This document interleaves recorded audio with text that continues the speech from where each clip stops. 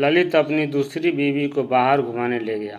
वह बहुत खुश था, लेकिन एक दीमक सा दर्द शांति को खाए जा रहा था। घर के काम, दिन भर की थकान, रात की तन्हाइयाँ, दर्द बेपनाह, बिन लापरवाही नई दुल्हन को सब बहुत प्यार करते। लेकिन एक रात शांति कमरे में सोई थी। शायद वह दर्द ना बर्दाश्त कर पा रही थी। सर का दर्द बहुत तेज था। सर पर दोनों हाथ रखकर चीखने लगी। सब अपने कमरों में सो रहे थे। दर्द इतना तेज था, बर्दाश्त न कर पाई वह। ललित को आवाज़ देती रही, लेकिन ललित दूसरी बीवी के बाहों में चिपका सोया था। वह जमीन पर गिर गई, तड़पने लगी। ना जाने कितनी आवाज़ें दी थी ललित को। सुबह 7 बज गए। सास गालियां दे रही थी, कमीनी अभी तक नहीं उठी। नाश्ता बनाने के लिए ललित ने आवाज़ दी, मम्मी शांति को बोलो हमारा नाश्ता हमारे कमरे में पहुंचा दे। माँ ने गाली दी, वह बेमनहूस सोई हुई है, अभी तक सोने दो, आज उसके कमरे में कोई ना जाए।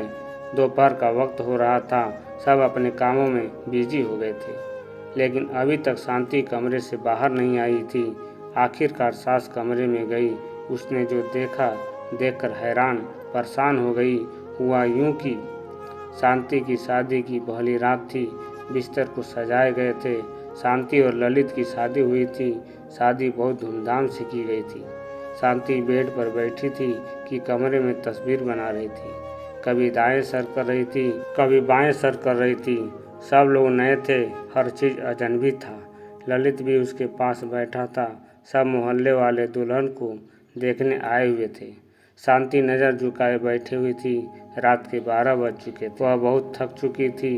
भूख से बुरा हाल था। सब चले गए। दरवाज़ा बंद हुआ। ललित शांति के पास आया। ऐसा करें, कपड़े चेंज कर लें, थक गए हैं। शांति ने ड्रेस चेंज किया। भूख से उसकी हालत बेहाल हो रही थी, लेकिन क्या कर सकती। ललित को उसकी थकान और भूख से क्या वास्ता था। वह मोहब्बत भरी बातें करना चाहती थी। शांति को अपनी मर्दानगी का रौब झाड़ते हुए बोला, देखो मुझे तमाशे अच्छे नहीं लगते। मेरी बातें कान खोलकर सुन लो।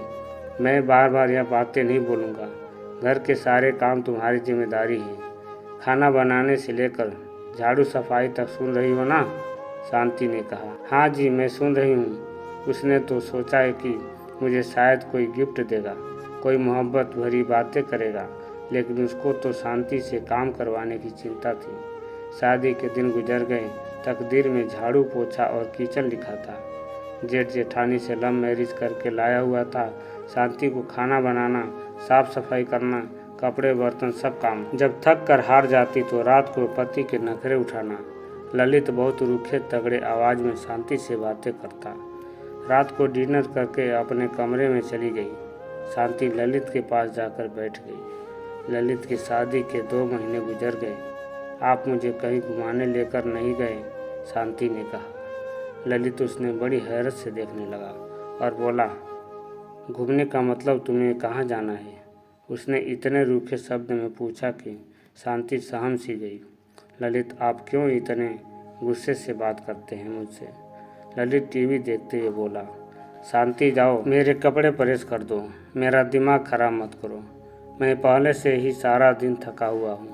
शांति ललित के पैरों की तरफ बैठ गई और बोली, अच्छा चलें, आप लेट जाएं, मैं आपके पैर दबा देती हूँ और कपड़े भी प्रेस कर दूँगी। ललित लेट गया। शांति ललित का पैर दबाने लगी। ललित सो गया था। ललित के पैरों को अपनी गोद में लेकर मन में सोच रही थी कि ललित, मैंने शादी से पहले बहुत दुख देखे हैं।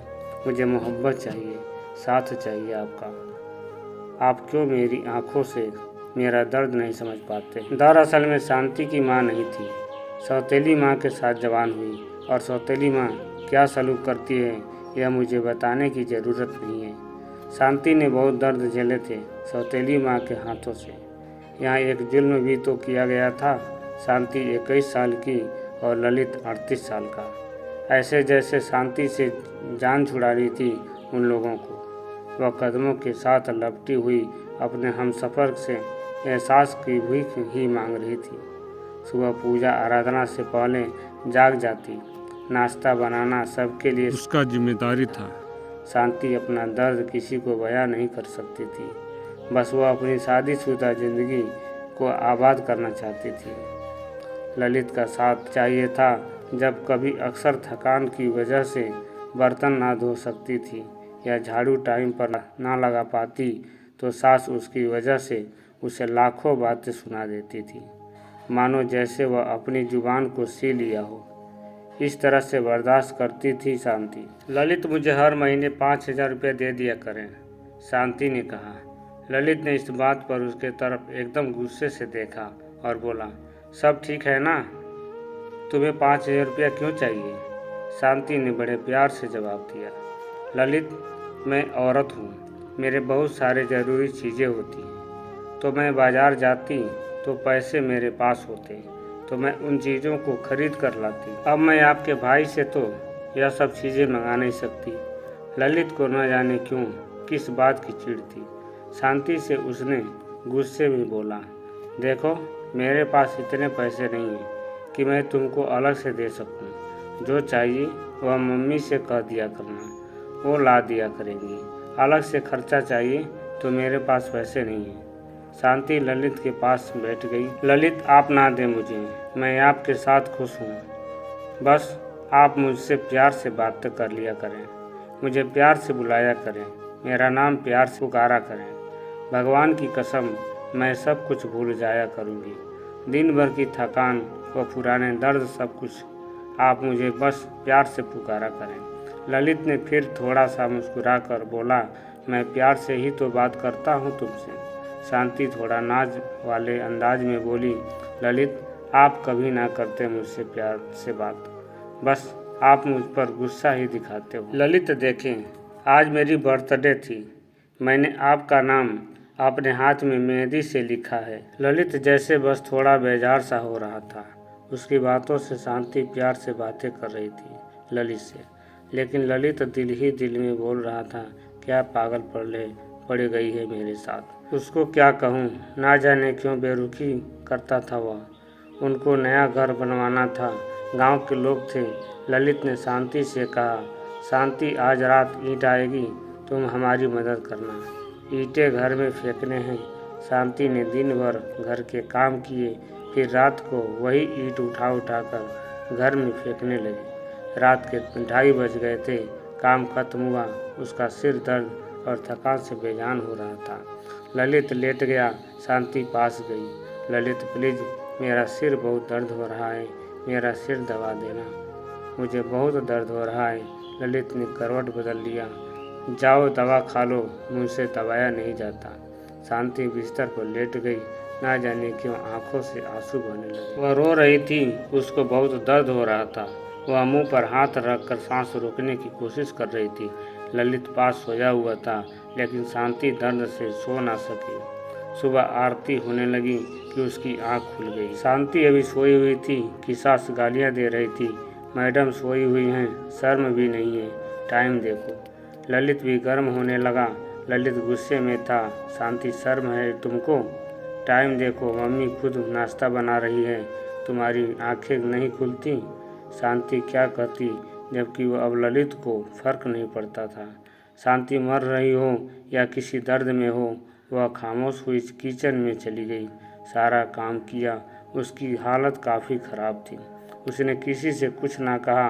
शादी को 5 साल गुजर गए थे, लेकिन कोई औलाद नहीं थी। इन 5 सालों में कोई भी दिन ऐसा नहीं था जिसमें सुकून पाया हो शांति ने। नए घर का काम शुरू हो गया। वह मजदूरों की तरह काम करने लगी। दिन भर सबके लिए खाना बनाती, फिर कभी ईंटें उठा कर देती तो कभी मिट्टी उठा कर देती। 3 महीने उसने मजदूरों की तरह काम किया। घर बनकर तैयार हुआ।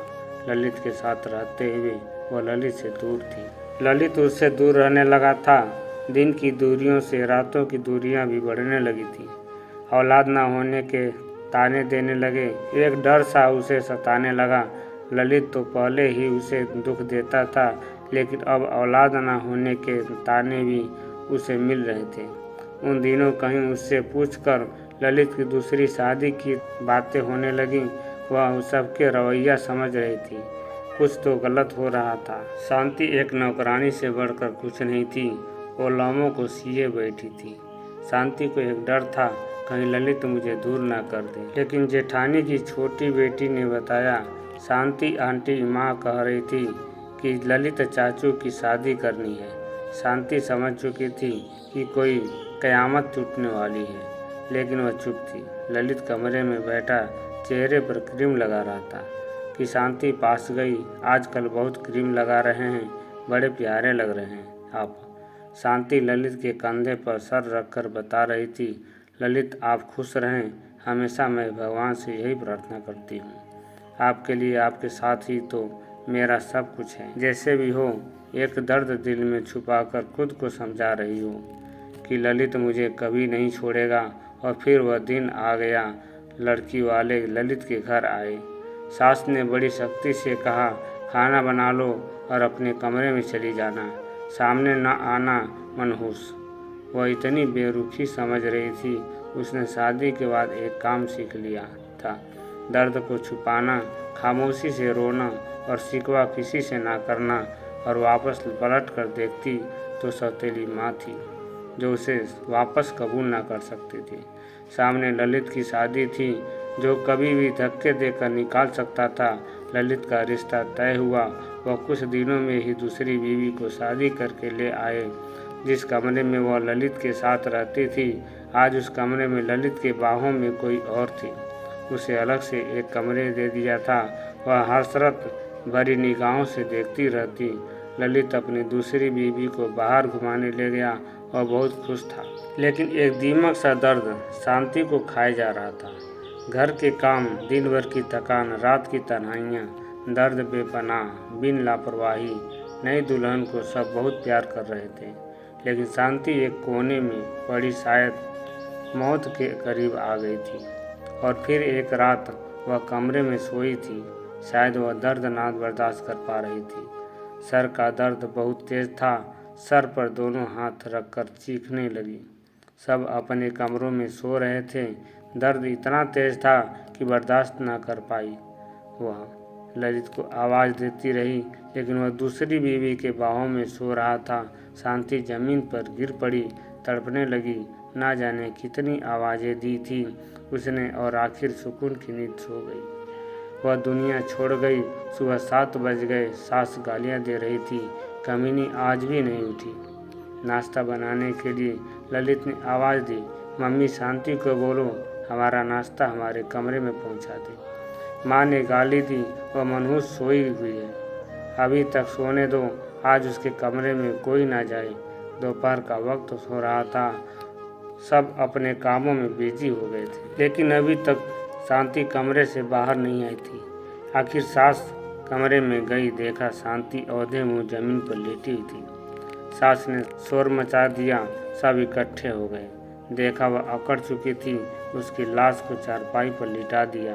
उसके आंसू अभी तक आंखों में थे। अचानक से कैसे मर गए। उन लोगों ने उसका अंतिम संस्कार कर दिया। किसी ने भी एक आंख आंसू तक उसके लिए नहीं बहाए। एक दिन उसके कमरे में सफाई करती ललित की दूसरी बीवी ने देखा, कुछ रिपोर्ट और दवाइयाँ थी उसके कमरे में। वह देखकर हैरान हो गई। उसको ब्रेन ट्यूमर था। न जाने कब से वह यह दर्द सह रही थी। एक डायरी भी लिख रही थी। यहाँ वह अपने दर्द लिखा करती थी। उसकी डायरी के कुछ शब्द, ललित मुझसे रूठा रूठा रहता है, मेरी तरफ देखता नहीं। आज मैंने सारा दिन मजदूरी की है। ललित ने मुझे ठंडा पानी पिलाया, मैं बहुत खुश हूँ। ललित कहता है मैं बहुत अच्छी हूँ, लेकिन फिर भी वह पता नहीं क्यों मुझसे बहुत दूर रहता है। आज मैं उसके लिए तैयार हुई थी, अपने को संवारा था, लेकिन पागल ने एक बार भी मेरी तरफ नहीं देखा। फिर मैं नाराज भी नहीं हूँ, वह बहुत डांटता है। कुछ कहो तो मुझे जानलेवा बीमारी है, लेकिन मैं ललित को नहीं बताऊंगी, वह परेशान हो जाएंगे। हमारा घर बनकर तैयार हो गया है। मैंने अपना घर बहुत सजाया है। ललित की शादी कर रहे हैं। मुझे घर से निकाला तो कहाँ जाऊंगी। मेरा तो कोई है भी नहीं, बस नौकरानी बनकर मरने तक यहीं रहूंगी। ललित अपनी दुल्हन से बहुत प्यार करता है। अपनी दूसरी बीवी को बर्गर ला कर दिया। मैंने कहा मुझे भी ला दो। कहता है तुम बर्तन धो जाकर, दिमाग ना खराब करो। भला मैंने बर्गर ही तो मांगा था। आज सुबह से मेरी सांस रुक गई है। ऐसे लग रहा है मेरा वक्त करीब आ गया है। काश ललित की बाहों में मर सकती। काश ललित मेरा दर्द समझता, मुझे सीने से लगा लेता तो सुकून से मर जाती। ललित, आज कभी मेरी डायरी पढ़ो तो खुद को मेरी मौत का जिम्मेदार न ठहराना। बहुत प्यार करती हूँ आपसे, बस नसीब से हार गई हूँ। शायद मेरी किस्मत में खुशियाँ नहीं लिखी थी। और हाँ, पागल एक बर्गर ही तो था। कंजूस, तुम मुझे बर्गर ला देते तो क्या हो जाता। डांटने की क्या ज़रूरत है। अपनी दूसरी बीवी का ख्याल रखना। मैं तो नहीं होऊंगी। जब आपके यहाँ औलाद हुई ना, तो मेरी अस्थियों के सामने ज़रूर आना। एक बार तुम्हारी शांति। मुझे बहुत दर्द हो रहा है, अब लिखा भी नहीं जा रहा है। ललित, दिल चाह रहा है आपके पास आ जाऊं, लेकिन अब सब कुछ अधूरा रह गया। शांति खामोशी से मर गई। ललित डायरी पढ़कर बहुत रोया, लेकिन अब रोने का क्या फ़ायदा था। वह बेचारी ना जाने कितना रोई थी। उसकी अस्थियों के सामने बैठकर बहुत रोया और माफ़ी मांगने लगा, लेकिन अब माफ़ी मांगना या कुछ भी करता तो कहाँ लौट कर आने वाली थी। ऐसी ना जाने कितनी शांति आज भी है जो अपने हमसफ़र की बेरुखी जी रही है, जो दर्द होती है शिकवा नहीं करती। अरे बेकद्दारों, अपनी हमसफ़र को मोहब्बत से देख ही लिया करो। भगवान की कसम, हम दर्द खुद भूल जाती हैं। हमसे पहले कोई शांति दुनिया से चली जाए और आप जब तक समझ में आए देर हो चुकी होगी। आपको कहानी कैसी लगी कमेंट करके ज़रूर बताएं, और वीडियो अच्छा लगा हो तो वीडियो को लाइक करें, चैनल को सब्सक्राइब करें। पूरा कहानी देखने के लिए आप सबको बहुत बहुत धन्यवाद। आपका दिन शुभ हो।